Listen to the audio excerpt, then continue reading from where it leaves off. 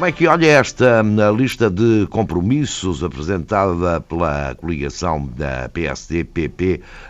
apresentada de resto esta semana, e se calhar ficou até um pouco escondida por causa das notícias relacionadas com o futebol? Marisa Matias, bom dia. É verdade, António, bom dia, António, bom dia a todos e a todas, e é caso para dizer que entre nós os dois, mas isso é outro assunto, é que Jesus fique consigo, porque já não está comigo, mas pronto, isso é outro assunto. Ficou realmente um bocadinho à margem daquilo que foram os temas mais centrais, mas é importante nós olharmos, obviamente, para aquilo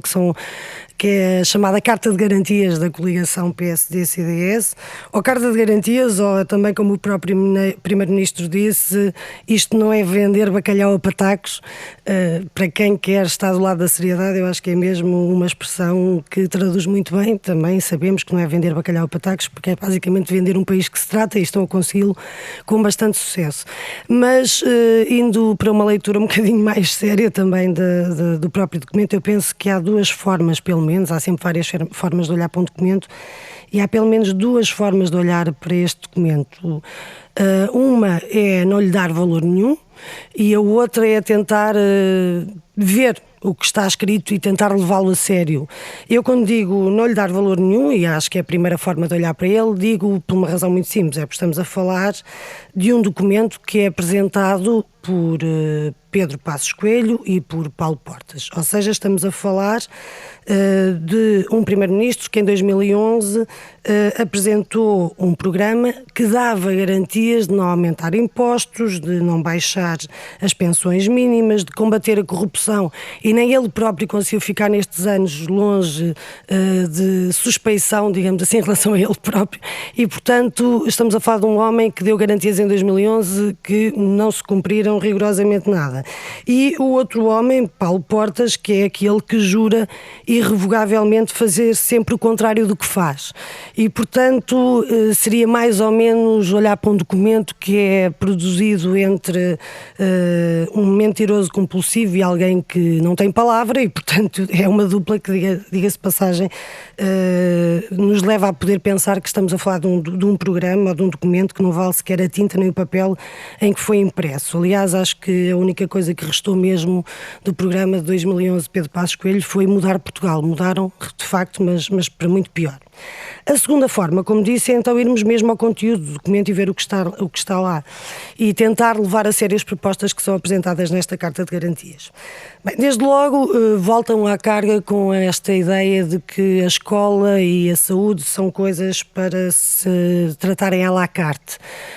em que é muito mais importante o critério de escolha do que garantir que temos um Estado social que funciona e com serviços públicos que funcionam de forma universal e igualdade de circunstâncias para todos. E, portanto, eu não vou entrar em detalhe, obviamente, já falámos aqui sobre isso várias vezes, mas esta lógica, esta obsessão de escolher a escola e o centro de saúde, ao mesmo tempo que se está sistematicamente a cortar nos orçamentos da escola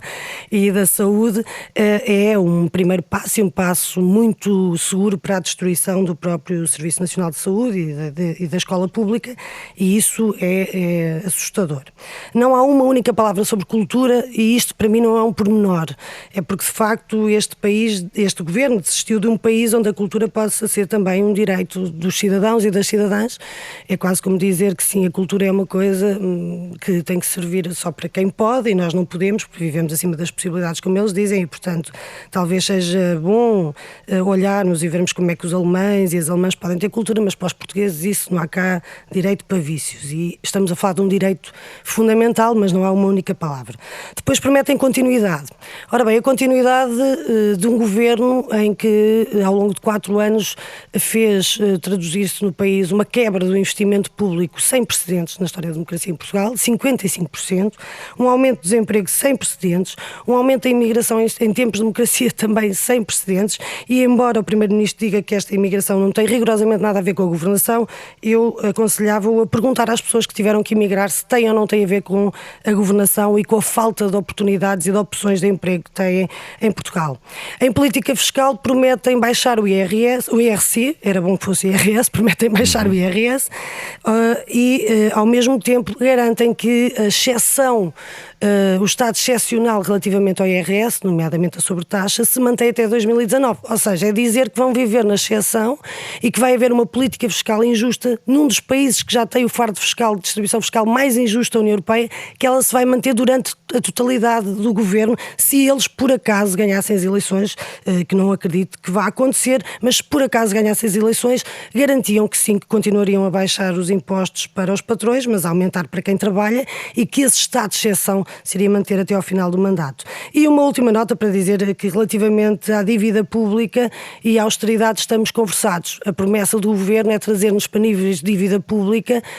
que estávamos acima, aliás, do que estávamos quando este governo entrou em funções, e não nos podemos esquecer que todos estes sacrifícios foram feitos em nome de combater a dívida pública, de fazê-la baixar, e ela não fez outra coisa a não ser aumentar e, por outro lado, tentar pôr novamente na Constituição a regra de ouro, ou seja, um limite para a dívida, o que significa austeridade permanente. Basicamente o que este programa mostra, de uma maneira ou de outra, seja pela via das promessas que não são para cumprir se não for para ser levado a sério, seja pela via de levar a sério o que lá está, de uma maneira ou de outra estamos a falar de um programa que pura e simplesmente arruma a democracia, não está interessado minimamente nos problemas